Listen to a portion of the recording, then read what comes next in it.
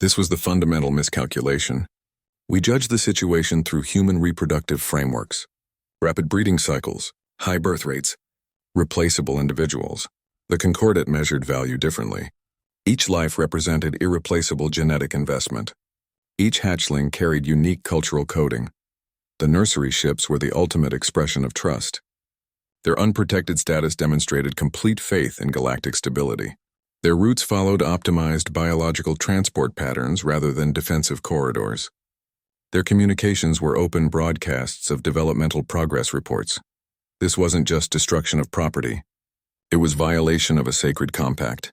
The attack demonstrated either incomprehensible ignorance or calculated cruelty. The Concordat had to determine which was worse, that we didn't know, or that we didn't care to learn before firing. Ambassador Luruk's testimony would reveal the full toll not just in numbers, but in broken genetic chains and severed cultural lineages. The true cost measured in lost possibilities rather than lost lives. The data would show species facing demographic collapse, cultural fragmentation, and genetic erosion. The view screen displayed the expanding debris fields.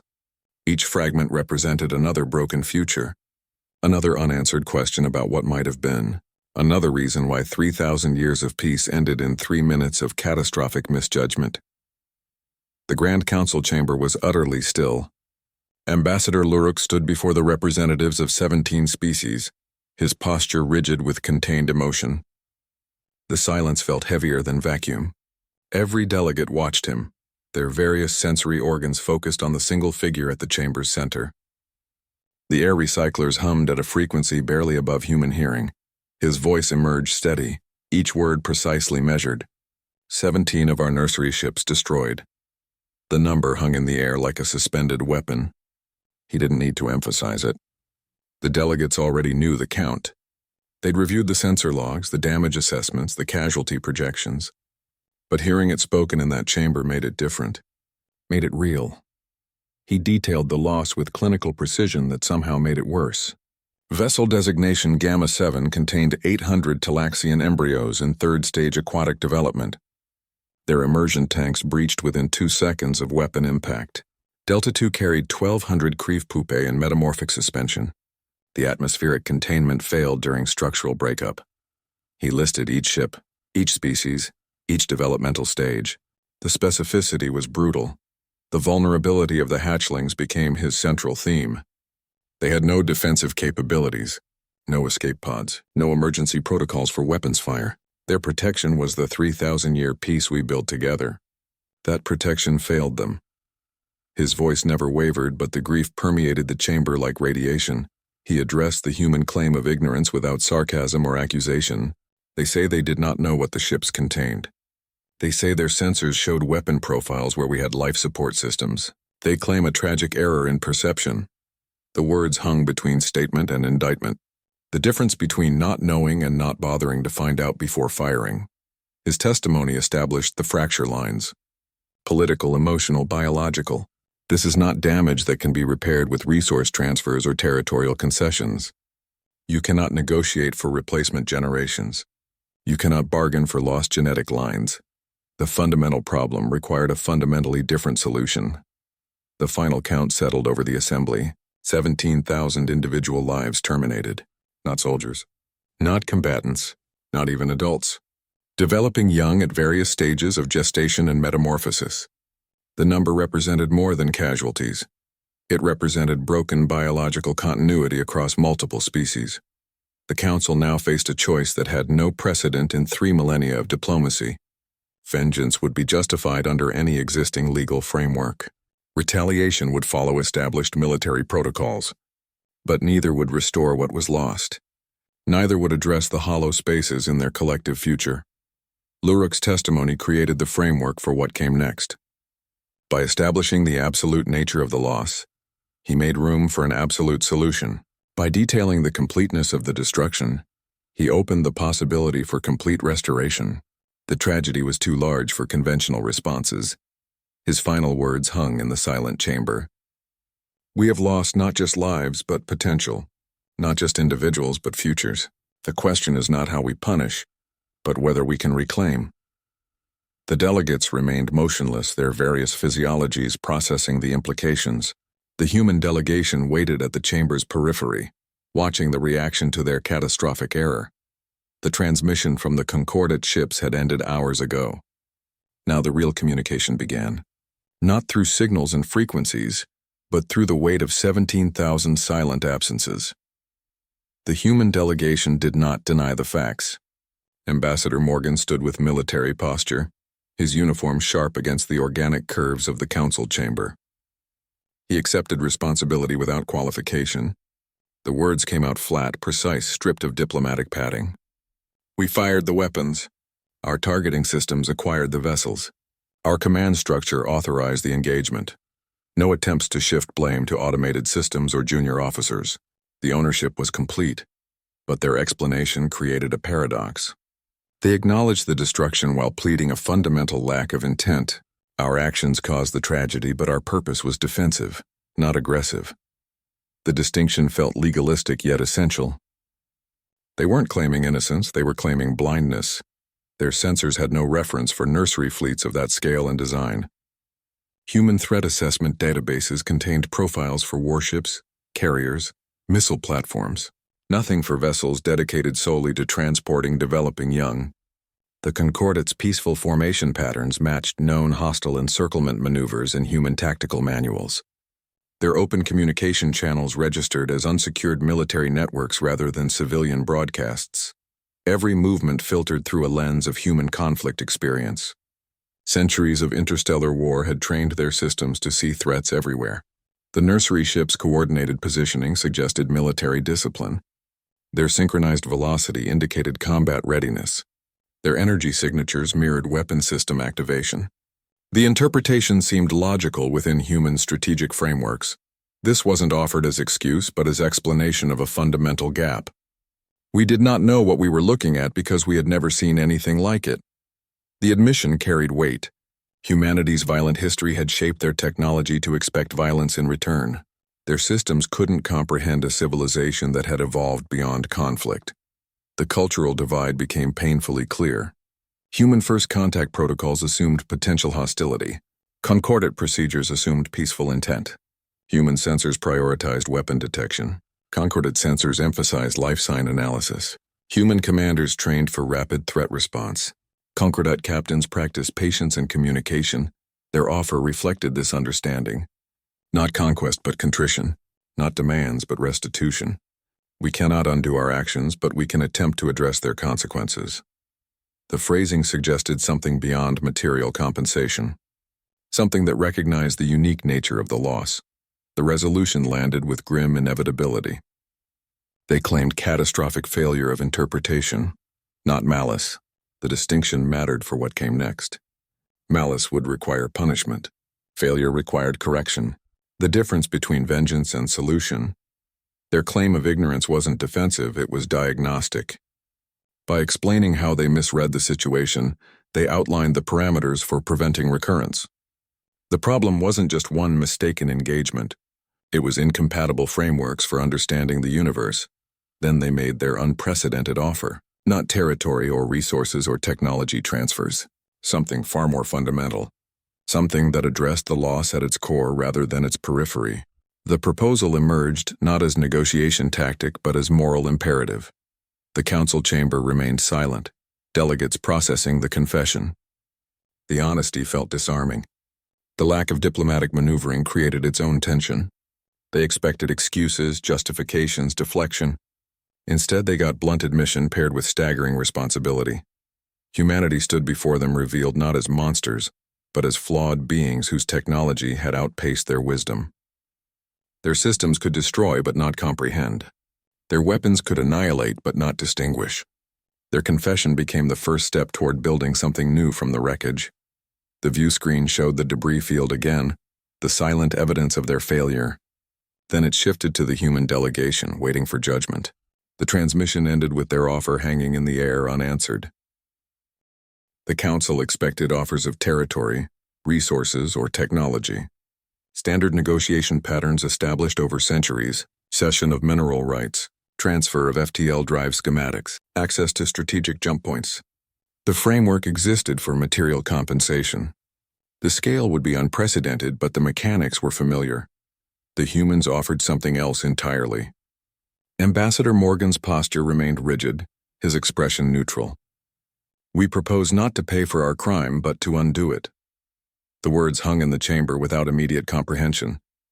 Delegates exchanged glances across species lines. The translation systems verified the statement twice.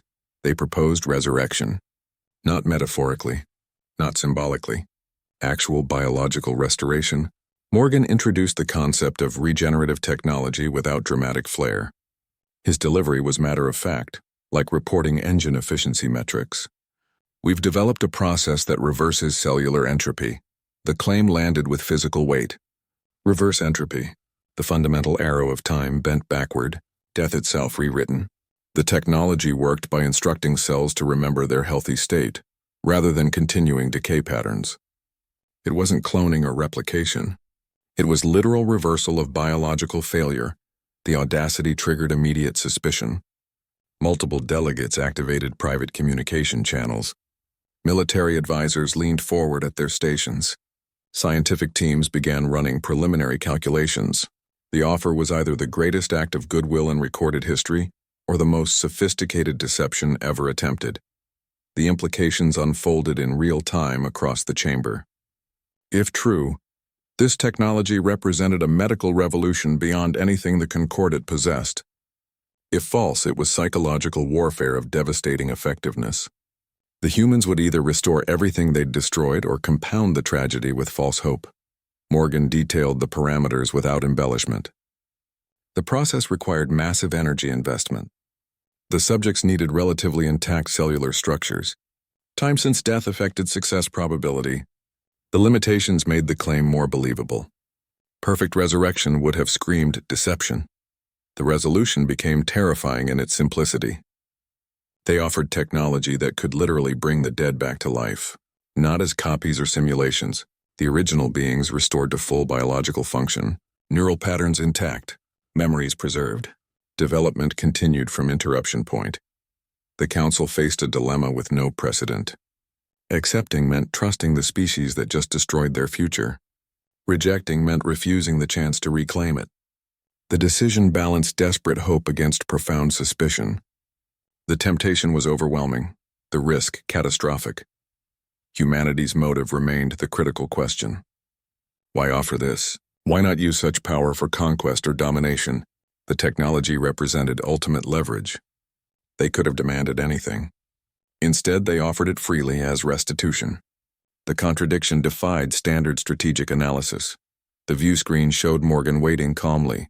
His delegation showed no triumph, no pride, only grim determination. They understood the magnitude of their claim.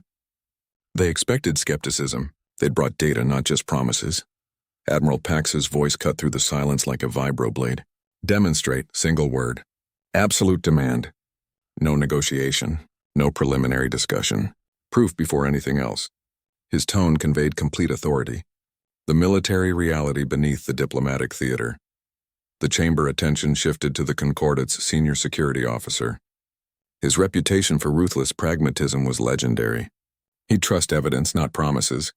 Data streams, not speeches. His intervention changed the dynamic completely. The humans had made their unprecedented offer. Now they had to prove it wasn't fantasy. The next move required substance, not words. Action, not explanation. The view screen flickered as transmission protocols initialized. Dr. Novak transmitted the data files with mechanical precision. Her hands moved across the console like surgical instruments. The proof of concept documentation flowed into the Council's Science Division servers. No dramatic presentations, no visual aids, just raw data streams and technical specifications. Concordat scientists immediately began parallel analysis. Their assessment teams worked in isolated compartments, cross-referencing every claim.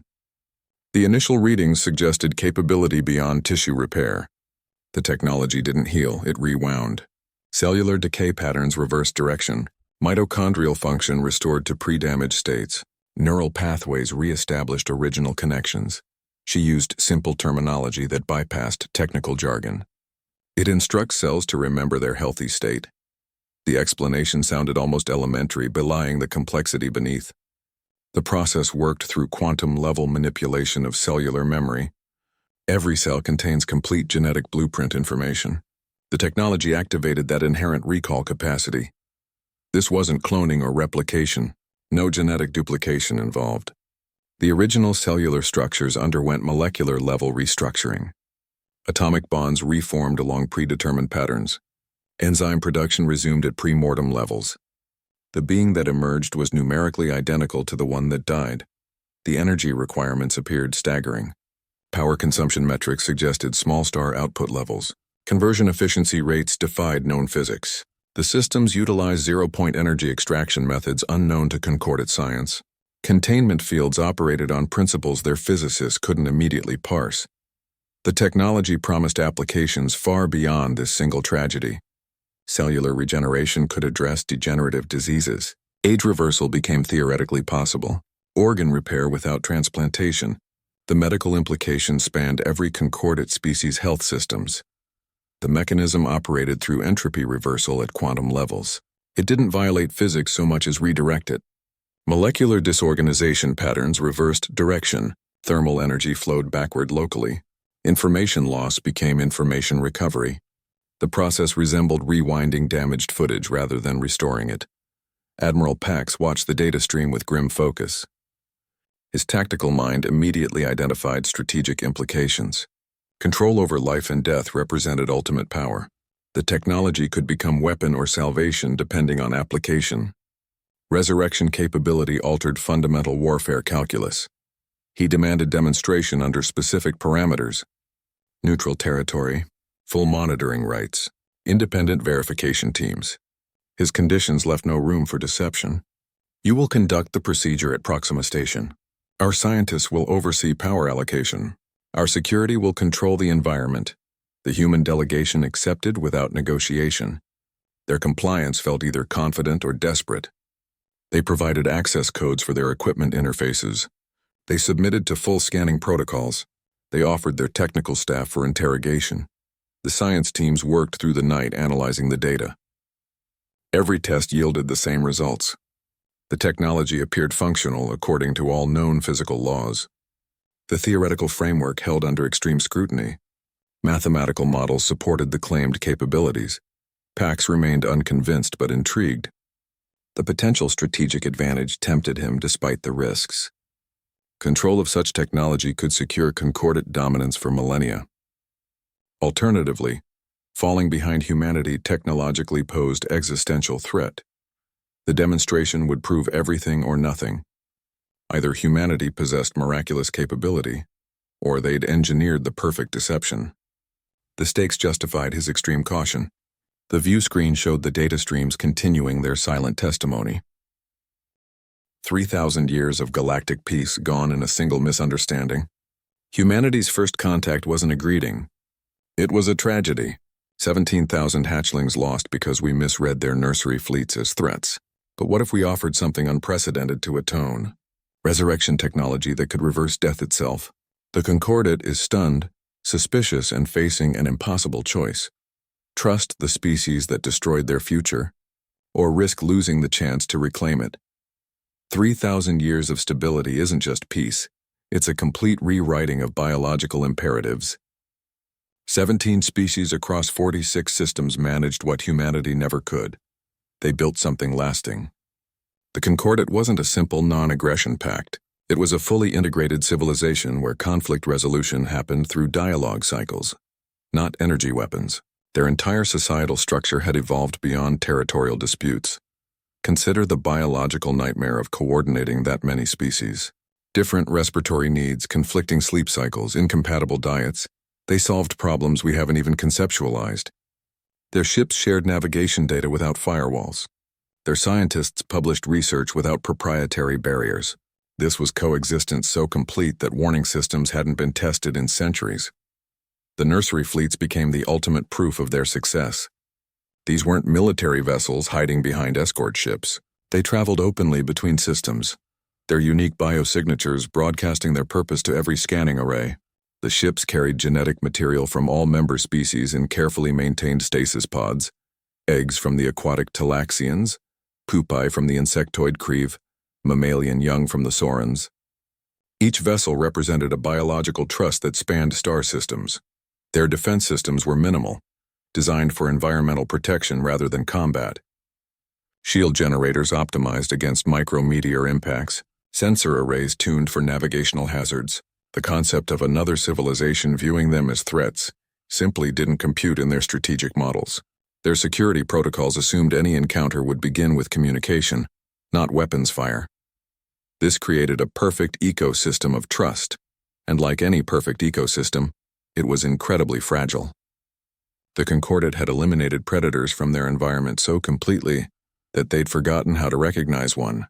Their sensors could detect a solar flare across 3 sectors but had no profiles for hostile intent.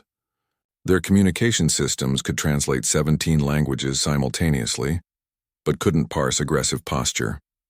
The peace held because everyone played by the same rules. Everyone understood the value of the nursery fleets. Everyone respected the sanctity of future generations. The system worked because nobody had ever encountered someone who wouldn't follow those rules.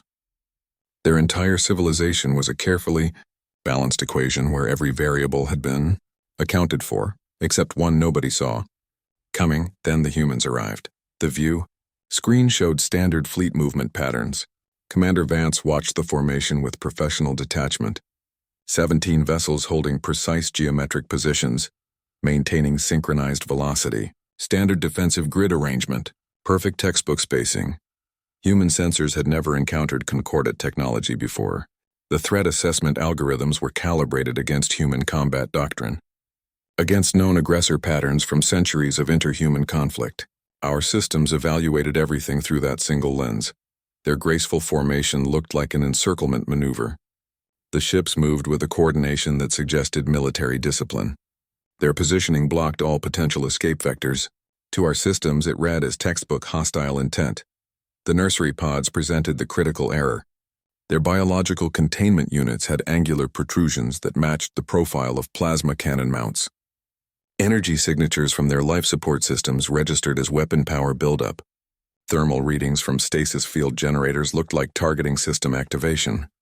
Lieutenant Chen's voice cut through the bridge atmosphere. Energy spikes from multiple vessels, reading like weapon capacitor charging. Her fingers danced across the tactical console. Profile matches known hostile pre-firing sequences. Commander Vance made the call every military officer trains for. Target the lead ships. Neutralize their offensive capability. The order sounded reasonable under standard engagement protocols. Defensive first strike against apparent hostile action. Energy beams lanced across the void. Particle weapons designed to disable shielding and weapon systems. They struck the Concordat vessels with surgical precision. Shields that were optimized for meteor defense collapsed instantly. The first vessel ruptured along its longitudinal axis. Atmosphere and debris vented into space. Then the second ship disintegrated under concentrated fire.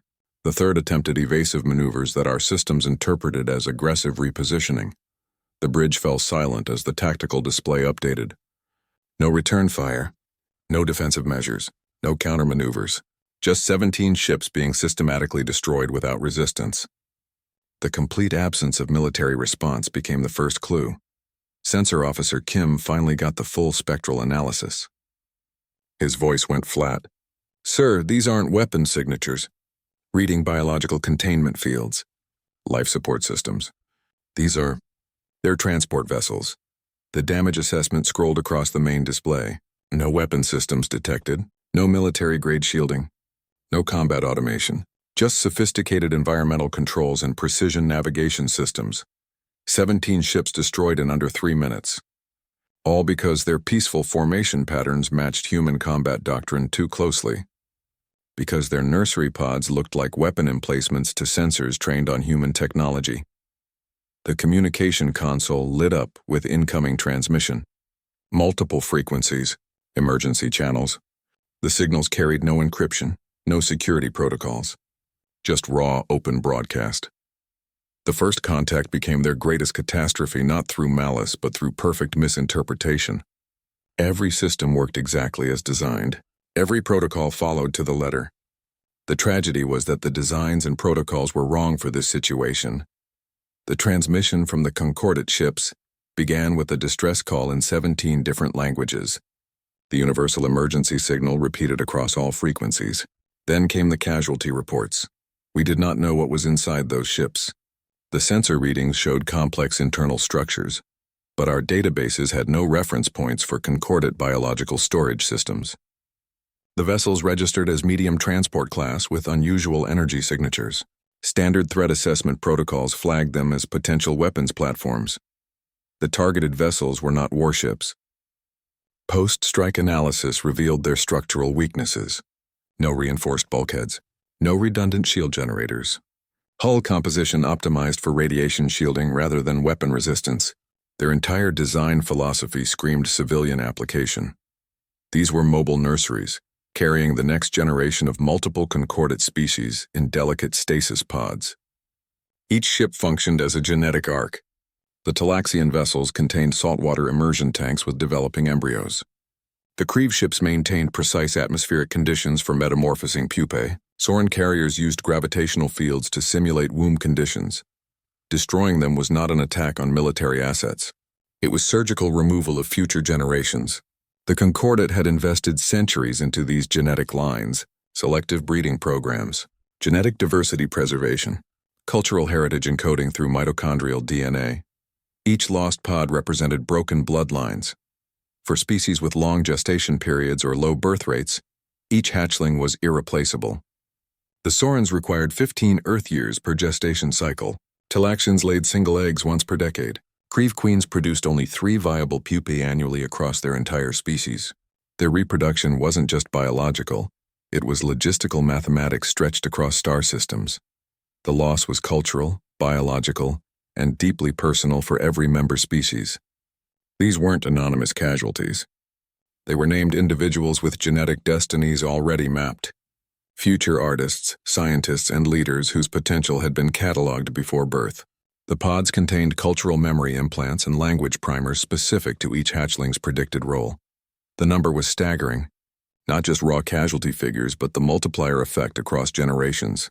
Each lost hatchling represented centuries of lost potential offspring. The genetic bottleneck would affect concordant populations for millennia. Some minority species faced possible extinction from the loss of a single ship. Their destruction shattered millennia of peace because they contained the future itself. The Concordat hadn't just lost citizens, they'd lost continuity. The careful planning across 3,000 years evaporated in 3 minutes of weapons fire. Their civilization operated on timescales humanity barely comprehended. Trust was not a currency pact spent lightly. The Admiral represented the Concordat's defensive realism. 3 centuries of military service had taught him that generosity often concealed deeper strategies. His stance remained clear through the negotiations. Verify everything, trust nothing. He watched the human delegation with the same focus he'd give an enemy fleet maneuver. He saw their offer not as generosity, but as a potential Trojan horse. Why give away the ultimate power if your goal was conquest? The question haunted his tactical assessments. Unless the goal was deeper, more complete dependence. Control through gratitude rather than force. A civilization indebted becomes a civilization controlled. The strategic implications were more dangerous than outright warfare. He insisted on a neutral venue, Proxima Station, and full monitoring rights. His terms were non-negotiable. The station existed in Catadal system, territory belonging to neither side. Its docking facilities could accommodate both species vessels while maintaining separation. The observation protocols allowed complete sensor coverage of the demonstration area. Every energy signature, every equipment activation, every biological reaction would be recorded and analyzed. His reputation meant that any deviation would be met with immediate and overwhelming force. 3 battle groups hovered at jump point distance, weapons hot but systems silent. Marine contingents stood ready aboard Proxima Station, armored and authorized to intervene at his signal. The humans knew the stakes. Any suspicious movement, any data anomaly, any sign of deception would trigger instant response. The trust was conditional on a flawless observed demonstration. Not partial success, not approximate results. Perfect biological restoration under full scrutiny. His teams had selected the test subject themselves, a damaged pod from the wreckage its occupants declared non-viable by concordant medical standards. The humans would work with materials they hadn't provided, using equipment his engineers had examined. His thinking followed classic strategic patterns. Either the technology worked, giving the Concordat unprecedented capability, or it didn't, exposing human deception. Both outcomes provided valuable intelligence. Success meant acquiring resurrection technology. Failure meant understanding human deception methods. The demonstration served his purposes regardless of result. The stage was set for 2 cycles hence.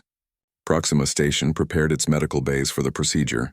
Scientists from 17 species coordinated observation protocols. Security teams established perimeters and contingency plans. The atmosphere was neither hopeful nor hostile. It was professionally cautious. Every participant understood this was either medical miracle or military operation. Pax monitored the preparations from his flagship. The view screen showed Proxima Station rotating against the starfield, its docking arms extended like weighting implements. Human and Concordat vessels maintained careful distance from each other. The scene looked like careful diplomacy but felt like pre-combat positioning. The tension was that of a trap being set, with both sides uncertain who was springing it. His final orders to the battle groups were simple: hold position, maintain readiness, await confirmation. The transmission ended with tactical displays showing weapon status across 3 fleets. The humans would demonstrate their technology under the watch of soldiers who expected betrayal. The arrangement felt less like scientific cooperation and more like armed standoff with medical equipment. The countdown began across all channels. 48 standard hours until demonstration. The interval allowed for final preparations and last-minute intelligence reviews. Pax spent the time studying human psychological profiles and previous technological claims. His staff ran wargame scenarios based on various demonstration outcomes. The focus remained on verification, not hope. On evidence, not trust. The Catadal system offered no strategic advantages to either side. Its 3 barren planets and stable yellow star provided perfect neutrality. Proxima Station became the laboratory for the most critical test in Concordat history. The station's medical facilities were expanded with temporary modules from both fleets. Human and Concordat engineers worked under joint supervision to integrate systems. The human delegation arrived with their equipment under full security escort. Their vessels underwent detailed scanning before docking. Each piece of machinery was examined by Concordat technicians. Power conduits were tested for hidden capabilities. Control interfaces were checked for unauthorized functions. The oversight was complete and methodical. Concordat and human scientists worked side by side, cross-checking power interfaces and safety protocols. They shared calibration data without exchanging proprietary information. The atmosphere was professionally cordial but intensely focused. Every connection point was verified by both teams. Every safety interlock was tested twice. The pod selected for the test was RK-519, its hatchlings deemed non-viable by Concordat medicine. The designation came from wreckage recovery logs. The pod contained 37 specimens from multiple species, all showing 0 biological activity. Concordat medical teams had certified them as irrecoverable using their own technology. The atmosphere was a mix of intense hope and profound fear. Scientists moved with careful precision around the equipment. Security personnel watched from observation galleries. The air carried the sharp scent of sterilization chemicals and nervous tension. Every conversation was quiet, measured, aware of the listening monitors. Every movement was watched, every data stream monitored by Pax's team. Sensor arrays covered every square centimeter of the laboratory. Energy consumption was tracked in real time. Communication channels were recorded and analyzed. The security detail had orders to terminate the experiment at any sign of deception. The test would use a single damaged pod to prove the claim. The selection followed careful negotiation. A Saran hatchling was chosen for physiological compatibility with human medical experience. Its tissue degradation was severe but not complete. Neural patterns were still detectable, though non-functional. Dr. Varma prepared the chamber with mechanical efficiency.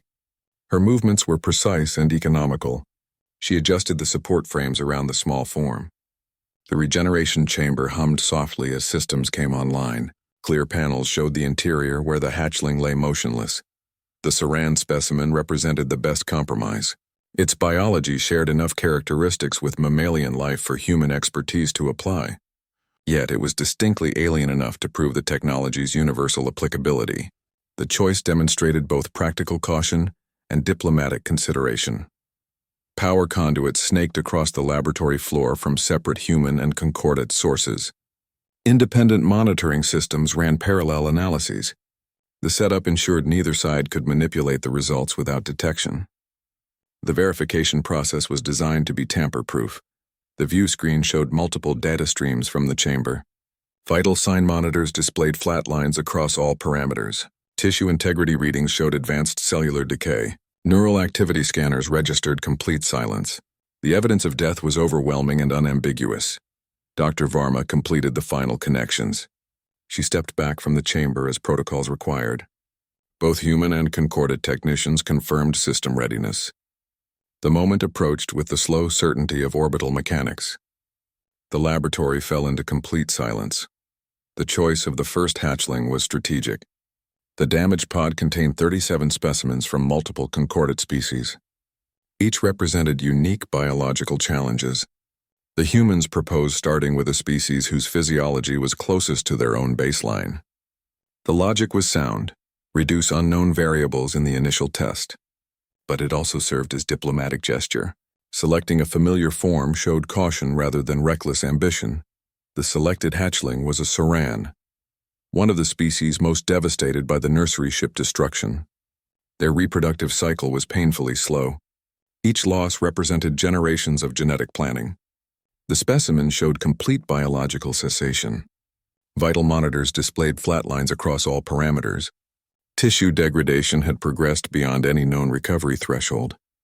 Concordat medical teams had certified it as irrecoverable hours earlier. It was placed gently into the regeneration chamber. The small form looked fragile against the sterile white interior. Technicians adjusted support frames with mechanical precision. Monitoring leads connected to barely visible skin surfaces. The clear lid sealed with a soft hiss. Atmosphere processors hummed to life. The chamber became an isolated environment, separate from the laboratory. The selection demonstrated careful calculation. Physiological compatibility increased success probability. Soran biology shared mammalian characteristics with human physiology, similar circulatory systems, comparable neural structures, related cellular metabolism. The similarities provided reference points for the untested technology. The diplomatic message was equally important. Choosing a Soran acknowledged their disproportionate loss. It showed awareness of cultural impact beyond raw numbers. The gesture didn't erase the tragedy, but it recognized its unequal distribution. Some species had lost entire genetic lines in the attack. The chamber activation sequence began.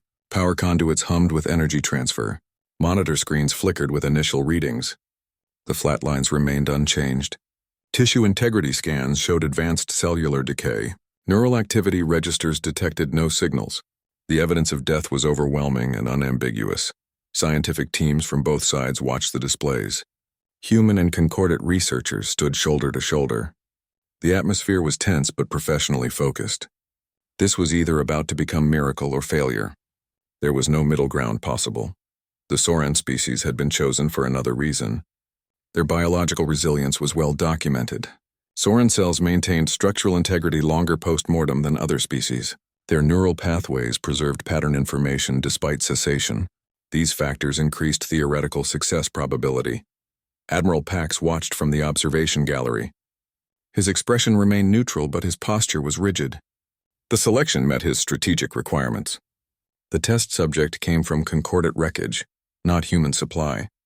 The conditions prevented any pre-modification or preparation. The chamber's internal lighting shifted to activation spectrum. A soft blue glow filled the enclosure. Energy fields coalesced around the small form. Sensor readings began updating in real time.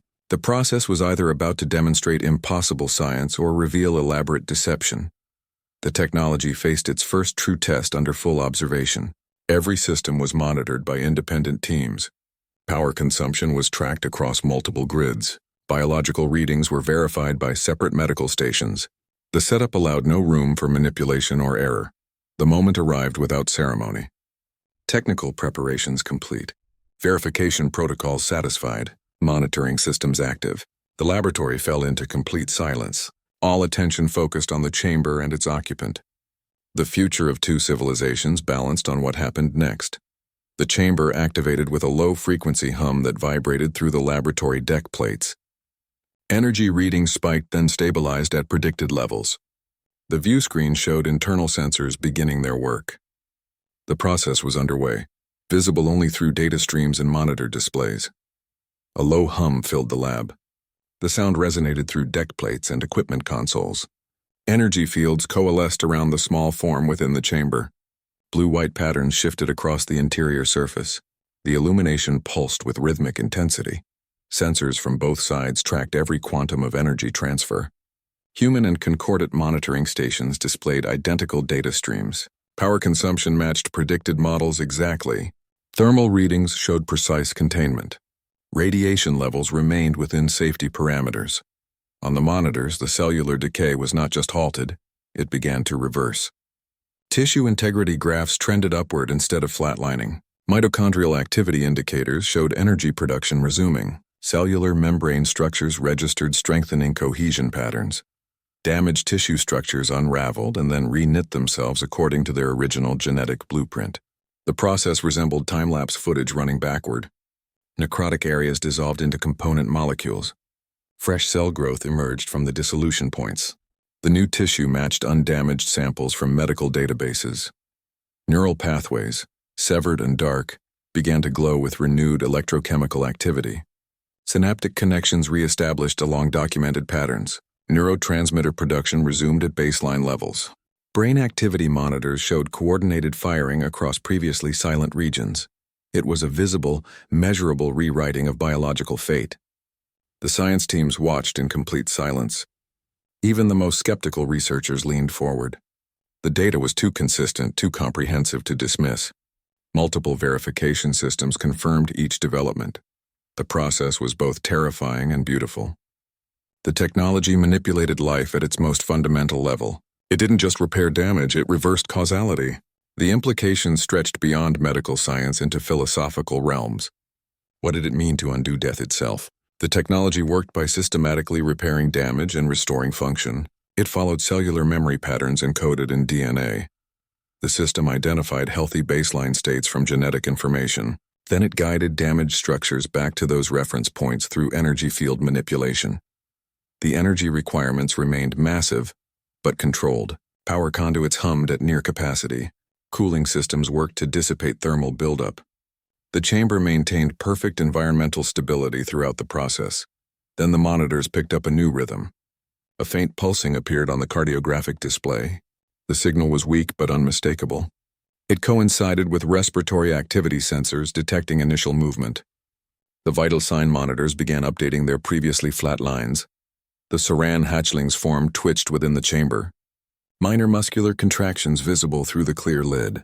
The movements were involuntary but coordinated. They followed predictable biological patterns rather than random spasms. Scientific teams exchanged quiet confirmations. Human and concordant researchers compared notes without disagreement. The data showed consistent progress across all parameters, no anomalies or deviations from predicted outcomes. Admiral Pax watched from the observation gallery. His expression remained neutral, but his posture shifted slightly. The evidence was becoming difficult to dismiss. The technology appeared to be performing as claimed. The process continued its methodical work. Tissue regeneration accelerated. Neural activity patterns strengthened. Metabolic functions resumed operation. The hatchling's form showed increasing signs of vitality with each passing minute. The laboratory atmosphere shifted from skepticism to focused observation. Even security personnel seemed caught in the unfolding miracle. Weapons remained ready, but attention was clearly divided. The view screen displayed multiple data streams simultaneously. Each graph and chart told the same story. Biological functions restoring. Systems coming back online. Life returning where none existed moments before. Then the acoustic sensors picked up the sound. Faint but unmistakable, a rhythmic thumping that matched the cardiographic display. The signal grew stronger with each passing second. The proof was no longer just visual data, it was audible. A low hum filled the lab as the mechanism activated. Energy fields coalesced around the small form within the chamber. Sensors from both sides tracked every quantum of energy transfer. The display screens showed cellular decay patterns not just halting, but reversing direction. Damaged tissue structures unraveled and then reknit themselves according to their original genetic blueprint. Neural pathways severed and dark began to glow with renewed electrochemical activity. The process was a visible, measurable rewriting of biological fate that was both terrifying and beautiful. The technology worked through systematic repair of damage and restoration of function at the molecular level. Atomic bonds reformed along predetermined patterns. Enzyme production resumed at pre-mortem levels. Mitochondrial function restored to optimal states. The mechanism operated through quantum-level manipulation of cellular memory rather than external reconstruction. Every cell contained complete genetic blueprint information, and the technology simply activated that inherent recall capacity. 15 minutes after activation, the sound broke the silence. It was a soft, thready rhythm at first, barely a signal against the background hum. Then it grew stronger, more regular, pounding against the acoustic sensors with increasing confidence. The pattern stabilized into a clear, consistent beat that echoed through the monitoring equipment. "That's a heartbeat. Counselor," Dr. Novak said, her voice hushed but clear across the communication channel. The statement landed with physical weight in the observation gallery. On the view screen, the vital sign graph spiked and stabilized within normal Saran parameters. The flat line that had dominated the display for hours now showed strong, rhythmic peaks and valleys. For the first time, the abstract concept of resurrection became a tangible, auditory reality. The steady thump-thump-thump provided sensory proof that transcended data streams and monitor readings. This wasn't theoretical anymore. The sound represented biological function where none had existed moments earlier. The hatchling's form twitched, an involuntary muscle response that registered on motion sensors. Fine tremors ran through its limbs as neural pathways re-established connections. The movement was slight but unmistakable, a spontaneous reaction rather than energy field artifact. Pax leaned forward, his skepticism momentarily suspended. His hands tightened on the observation rail. The military posture softened into something closer to scientific curiosity. He watched the vital signs with new intensity, his tactical assessment shifting to incorporate this impossible reality. After 15 minutes, the organ showed definitive signs of life. The heart rate stabilized at 90 beats per minute, well within healthy Soren parameters. Blood flow readings showed proper circulation patterns. Oxygen saturation levels climbed to normal ranges. The cardiovascular system was fully functional despite having been completely inert moments before. The cellular analysis data began streaming in from multiple monitoring stations. Tissue integrity readings showed rapid improvement across all metrics. Cellular regeneration rates exceeded initial projections. Neural activity scans detected organized pattern formation rather than random firing. The biological recovery was proceeding with textbook precision. The laboratory atmosphere shifted from tense observation to controlled amazement. Scientists from both species watched the data with professional fascination. The impossible was happening under full scrutiny, measured and verified by independent teams.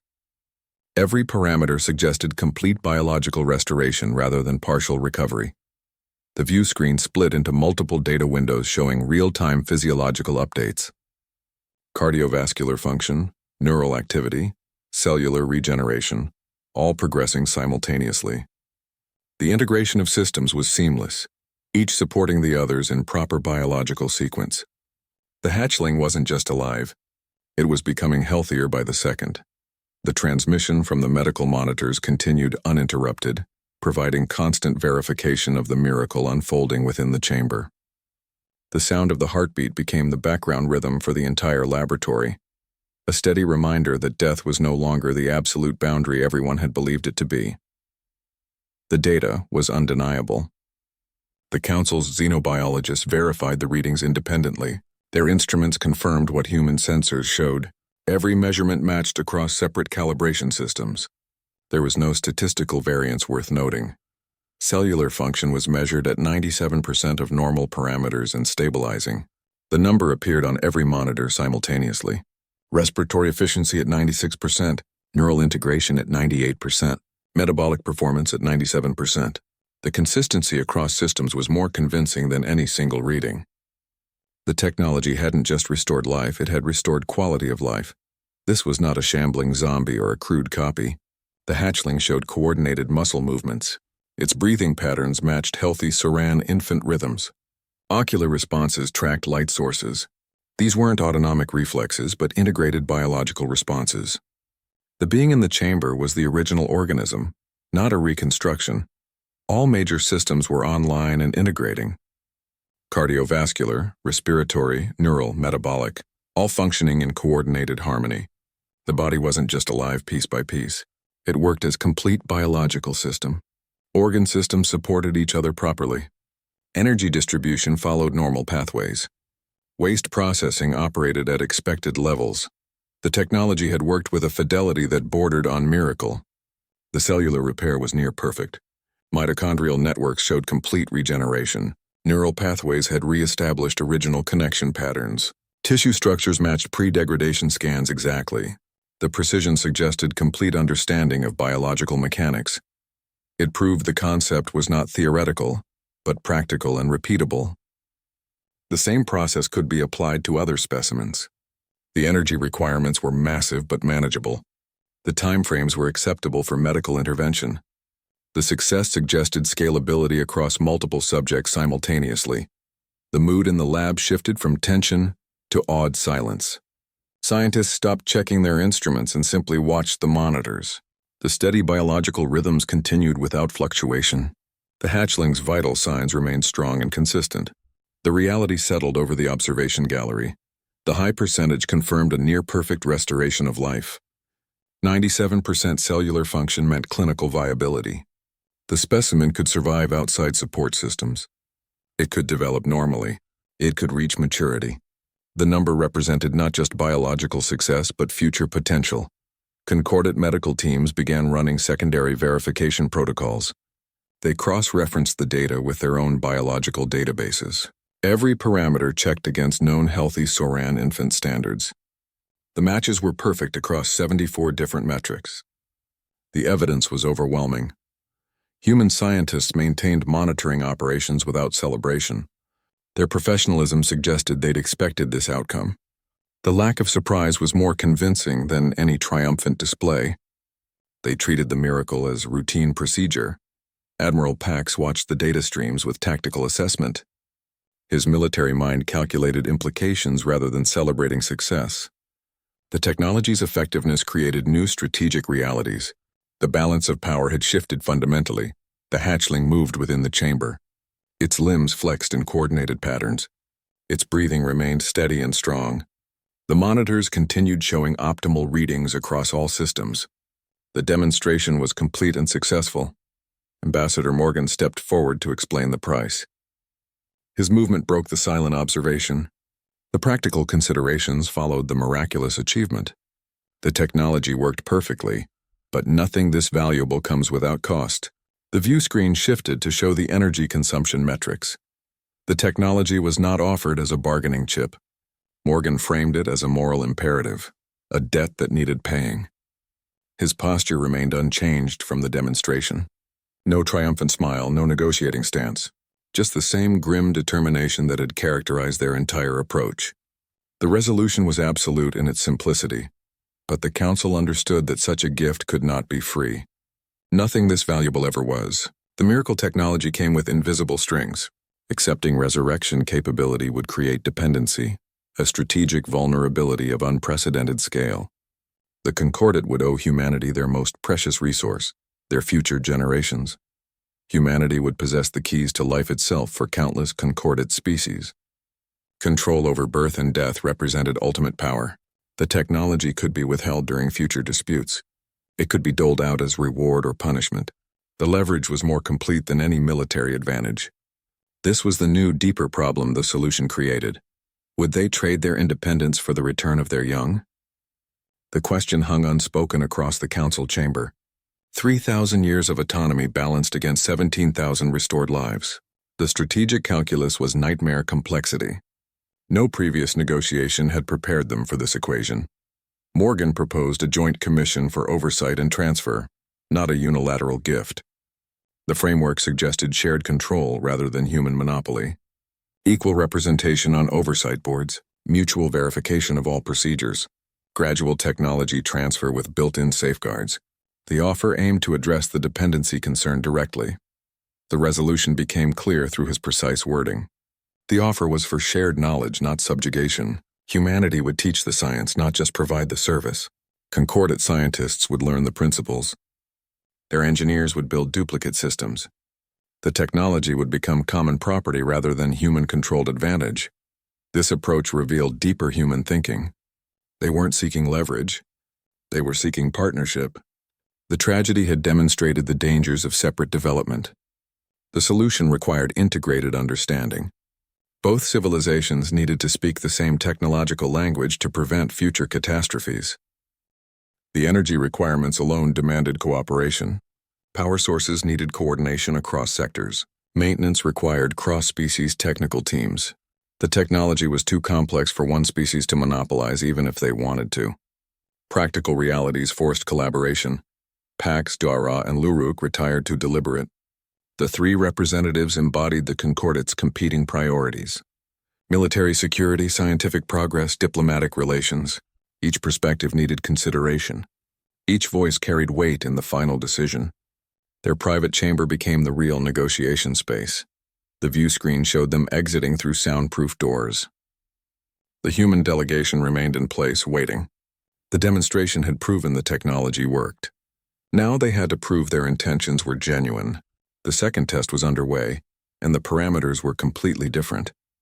The transmission from the medical bay continued showing the hatchling's stable vitals. The proof of capability was visible to all. The question was no longer whether they could restore life, but whether they should accept the terms for doing so. The miracle came with conditions that threatened 3 millennia of independence. The Council's decision would set precedent for the next 3,000 years. Either they embraced risky cooperation, or maintained safe isolation. Both choices carried profound consequences. The view screen split between the deliberating leaders and the living proof of what was possible. If conquest was their goal, why aren't we already defeated? Pax's voice cut through the soundproofed chamber. He stood before the strategic display, his hands clasped behind his back. The question wasn't rhetorical. It was the central paradox that defined their situation. His colleagues watched him, their expressions reflecting the same calculation. Their technology was clearly superior. The resurrection demonstration proved that beyond doubt. A war would be costly in ships and lives, but likely winnable for humanity. Their weapons technology had already proven devastatingly effective against concordate defenses. Their strategic capabilities appeared overwhelming, yet they chose the harder path: confession, atonement, sharing. The approach made no tactical sense unless viewed through completely different strategic frameworks. This suggested either a profound ethical difference or a more long-term, subtle strategy of domination. Pax's military mind analyzed both possibilities. The ethical difference theory implied humanity operated on moral principles unfamiliar to concordate understanding. The domination theory suggested a deeper game where apparent generosity created ultimate control. Neither option provided comfort.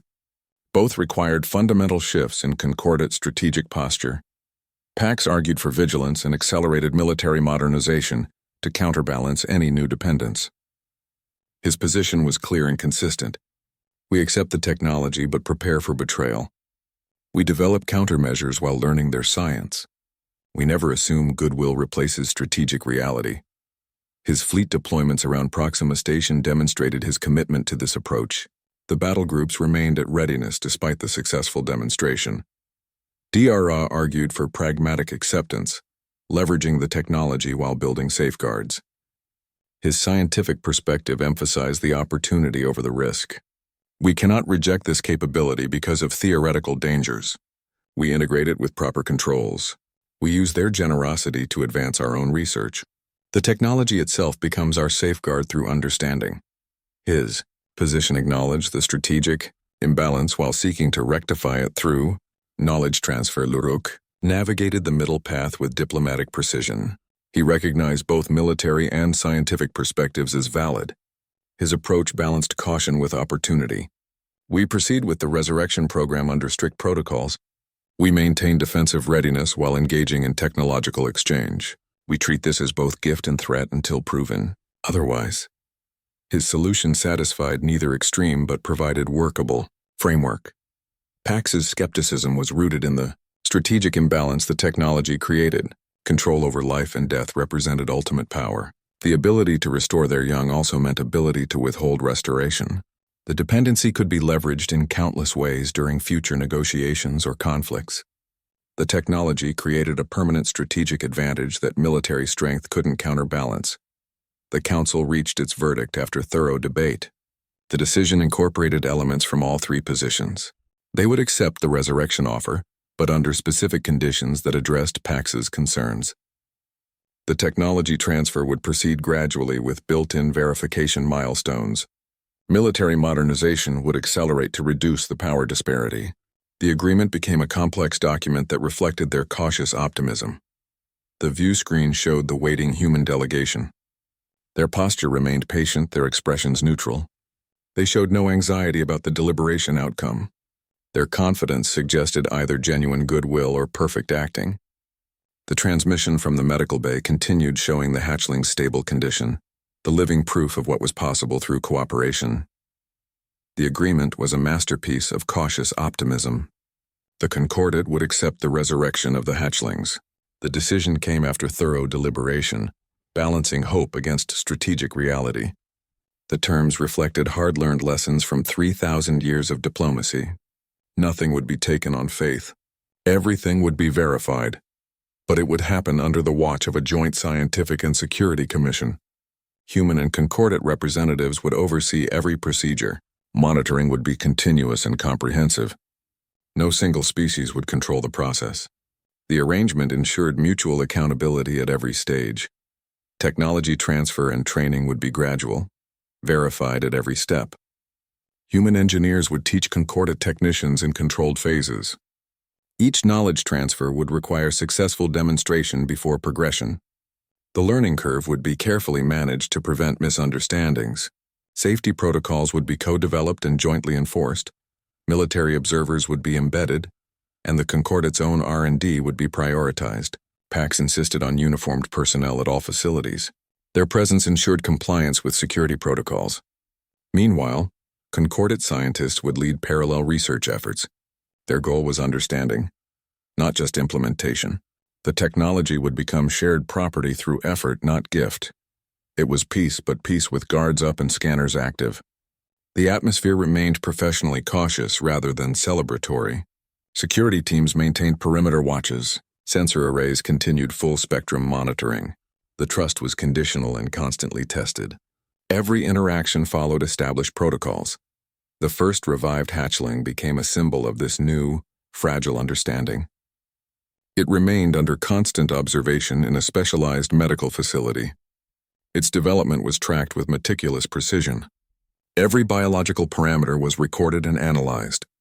The specimen represented both medical miracle and diplomatic experiment. It was monitored around the clock, a living test subject for the new alliance. Teams from both species studied its progress. Health assessments were conducted jointly. Data was shared in real time without filtration. The hatchling's recovery became the template for future procedures. Its successful development would validate the entire approach. The pathway forward was one of measured, verified cooperation. Each success would enable slightly more autonomy. Each milestone would reduce security restrictions. The process was designed to build trust through demonstrated reliability. Progress would be incremental and thoroughly documented. The long-term implications began to unfold immediately. Research teams started cross-species technology exchanges. Military planners developed joint defense protocols. Diplomatic channels established regular communication schedules. The tragedy had forced integration that peace never could. The view screen showed the hatchling's vital signs continuing stable. Its recovery progressed according to predictions. The biological miracle was becoming routine operation. The extraordinary was normalizing through repetition and verification. Human and Concordat engineers worked side by side in laboratories. Their collaboration was professionally cordial but initially stiff. The shared purpose overcame cultural barriers gradually. Technical problems required cooperative solutions that built mutual respect. The agreement created a framework for something entirely new, not a return to previous peace but advancement beyond it. The integration promised benefits beyond the immediate crisis. Medical knowledge would improve for both species. Technological understanding would accelerate through shared research. The transmission from the medical facility continued uninterrupted. The steady biological rhythms provided constant reassurance. The proof of concept was living and breathing. The future was taking shape in that isolation chamber. Pax watched the operations from his command center. His battle groups maintained position but reduced alert status. The demonstration had proven convincing, if not completely reassuring. The strategic landscape had shifted permanently. The Council's decision represented pragmatic acceptance of new realities. They would use the technology while understanding its risks. They would collaborate while preparing for possible betrayal. The approach balanced opportunity with necessary caution. The view screen split between the hatchlings' monitors and the collaborative workshops. Two civilizations learning to work together through necessity and shared purpose. The pathway was difficult but clearly marked. Each step forward required verification before the next could be taken. 3,000 years of peace had been a monument. It stood as proof that civilizations could evolve beyond conflict. The achievement represented perfect harmony across biological divides and strategic interests. That monument now lay in fragments around them. It was shattered by human error. Not malice, not aggression, but catastrophic misreading of signals. The destruction came from misunderstanding rather than intent. The tragedy stemmed from incompatible frameworks rather than hostile designs. The peace broke because two civilizations spoke different strategic languages, but the pieces could not be put back together in the same way. The previous peace relied on shared assumptions that no longer existed. The Concordate's belief in universal peaceful intent was gone. Humanity's confidence in its threat assessment protocols was broken. Both sides now understood that stability required more than good intentions. The new peace would be different, more complex, more vulnerable, but also more dynamic. It would include verification systems where none were needed before. It would involve mutual monitoring and constant communication. The arrangements would be more complicated but potentially more resilient through that complexity. It would be built not on naive trust, but on verified cooperation and shared interest. Every interaction would include safeguards. Every agreement would have built-in verification mechanisms. The trust would be earned through demonstrated reliability rather than assumed through cultural similarity. The foundation would be stronger because it was tested. The human capability for both destruction and creation forced the Concordate to evolve. Their technology could obliterate ships and restore lives with equal effectiveness. This duality required new strategic thinking. The Concordate had to develop responses to both threats and opportunities simultaneously. Their civilization adapted to handle complexity rather than simplicity. The revived hatchling represented not just a life returned, but a future reimagined. Its continued development was monitored by both species. Its health became shared responsibility. Its future would be shaped by integrated knowledge rather than isolated traditions. The specimen symbolized what cooperation could achieve despite initial failure. A new, stronger alliance could be forged from the tragedy. The integration promised advancements neither civilization could achieve alone. Medical knowledge would accelerate through shared research.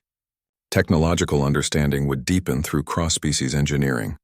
The potential benefits outweighed the initial costs. The collaboration created defensive capabilities beyond previous imagination. Joint research teams developed improved sensor systems that could distinguish between nursery ships and warships. Communication protocols were rewritten to prevent future misunderstandings. The systems became more sophisticated through combined expertise. The view screen showed the hatchling, alive and developing normally. Its vital signs remained strong and steady. The image represented both the tragedy and the response, the destruction and the restoration, the failure and the recovery, the past and the future existing simultaneously. The transmission from the medical facility continued uninterrupted. The data stream showed normal biological development patterns. The proof was visible to anyone who cared to look. The experiment was succeeding beyond initial expectations. The hatchling was thriving under joint care. The peace that emerged would never be as simple as before. It would require constant maintenance and verification. It would involve complicated agreements and detailed protocols. But it might ultimately prove more durable because it accounted for reality rather than idealization. The new understanding included room for error and mechanisms for correction. The fragments of the old peace were not discarded but reconfigured. The values remained, but the implementation changed. The goal of coexistence continued, but the methods evolved. The result was something that acknowledged both the perfection of ideals and the imperfections of practice. The alliance moved forward with cautious coordination. Joint teams worked on multiple projects beyond the resurrection technology. Scientific exchanges expanded to include various fields. Military planners developed integrated defense strategies. The cooperation became multidimensional rather than single-focused. The view screen split between the hatchlings' monitors and the collaborative workshops. Two civilizations building something new from broken pieces. The process was slow and methodical. Each step was verified before proceeding. The foundation was being laid with careful precision. The transmission ended with the hatchlings' steady vital signs displayed across all monitors. The biological rhythms continued without interruption. The future was taking shape one verified milestone at a time. The new piece was being built with scanners active and guards watching. The universe has a dark sense of humor. The greatest catastrophe became the catalyst for the greatest leap. 17,000 deaths triggered medical revolution. The destruction of futures prompted creation of new ones. The irony was not lost on anyone paying attention. Humanity, the destroyer, became the potential restorer. Their weapons created the problem their technology might solve. Their failure became their opportunity for redemption. Their aggression opened doors their generosity might walk through. The transformation was either brilliant strategy or accidental fortune. The technology that could have been a weapon of ultimate control became a tool for ultimate healing. Resurrection capability represented power over life and death. It could have been leveraged for submission or domination. Instead, it was offered as restitution and reconciliation. The application determined its nature more than the capability itself. The Concordate's strength was tested not by war, but by the offer of peace on unfamiliar terms. Their military readiness faced no enemy fleets. Their strategic planning encountered no invasion forces. Their challenge was accepting help from those who had harmed them. The test was psychological rather than tactical. They had to learn to trust a species they feared, and humanity had to learn the weight of its own power. The Concordate faced the paradox of relying on their destroyers. Humanity confronted the responsibility of their technological advantage.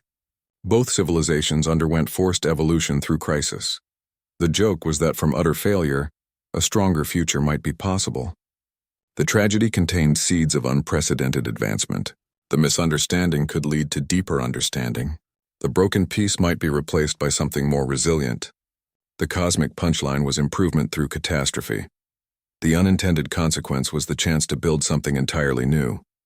Not a return to previous stability, but advancement beyond it.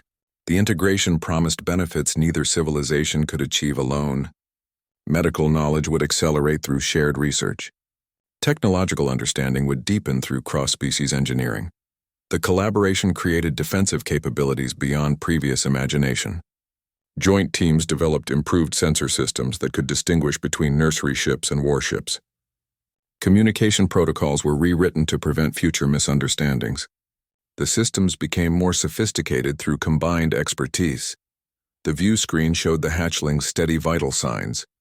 The biological rhythms continued without interruption. The living proof of cooperation developed normally under joint observation. The future was taking shape through careful verification and shared purpose. The transmission ended with the hatchling's image fading from the main display.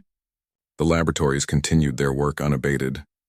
The collaboration proceeded under watchful eyes and active scanners. The new alliance was being built one careful step at a time. The cosmic joke was that both civilizations had been wrong. The Concordate's assumption of universal peaceful intent was mistaken. Humanity's expectation of universal hostility was equally incorrect. The truth required a more complicated understanding of the universe. The resurrection technology became the unexpected bridge. It forced cooperation through shared necessity. It created interdependence through mutual benefit.